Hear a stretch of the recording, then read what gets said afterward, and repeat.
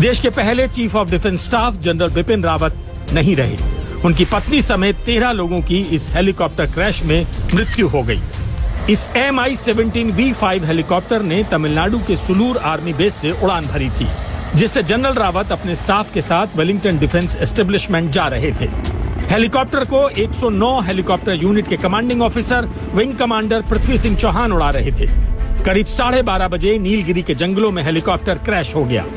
केटेरी गांव के लोग सबसे पहले क्रैश साइट पर पहुंचे, जिसके बाद डॉक्टर्स, सेना के अफसर और कोबरा कमांडो की टीम ने रेस्क्यू ऑपरेशन की कमान संभाली।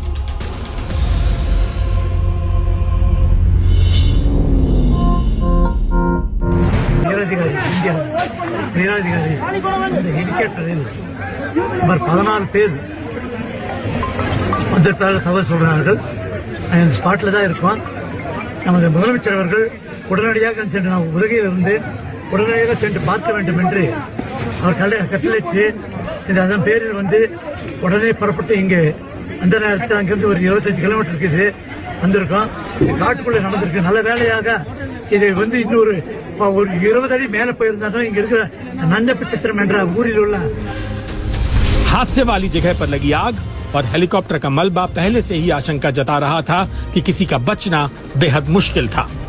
जानकारी के मुताबिक रेस्क्यू टीम को मौके से मिली डेड बॉडीज पूरी तरह जल चुकी थी, जिसकी वजह से उनकी पहचान कर पाना मुश्किल है।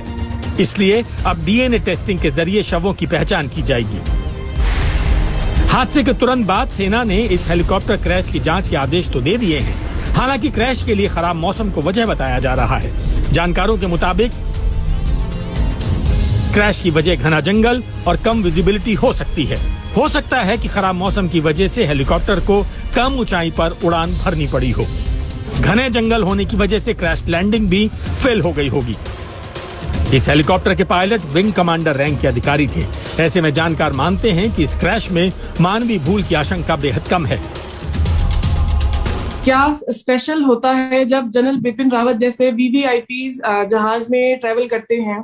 तो ऑफ कोर्स हर स्टार्टिंग से लेके एंड तक, इनफैक्ट ATC में भी सीनियर ऑफिसर्स को बिठाया जाता है ताकि किसी भी तरह की कोई भी परेशानी या दिक्कत या कोई भी इमरजेंसी हैंडलिंग के लिए जो सीनियर ऑफिशियल जिनके पास ऐसे सिचुएशंस को हैंडल करने का एक्सपीरियंस है उनको बिठाया जाता है। सो ये एयरफोर्स की तरफ से या आर्मी की तरफ से ये सारे जो सीनियर ऑफिशियल्स हैं वो तो जनरल रावत के साथ थे ही थे जहाज में, लेकिन ग्राउंड ड्यूटी में भी ये सारे चेक्स किए जाते हैं। जहाज जब उड़ता है उससे पहले एक बहुत ही स्ट्रिक्ट चेक्स होते हैं ग्राउंड लेवल पे, एंड स्पेशली जब ऐसा ये चीजें हर एक जहाज के साथ की जाती हैं, लेकिन जब हमें पता है कि VVIPs फ्लाई कर रहे हैं तो ये चीजें थोड़ी और ज्यादा ही स्ट्रिक्ट होती हैं। तो इन चेक्स की तरफ से हम बिल्कुल ही सांत्वना रख सकते हैं कि इन चेक्स की में कहीं पे भी कोई गड़बड़ नहीं रही होगी। आखिर इतना बड़ा हादसा हो कैसे गया?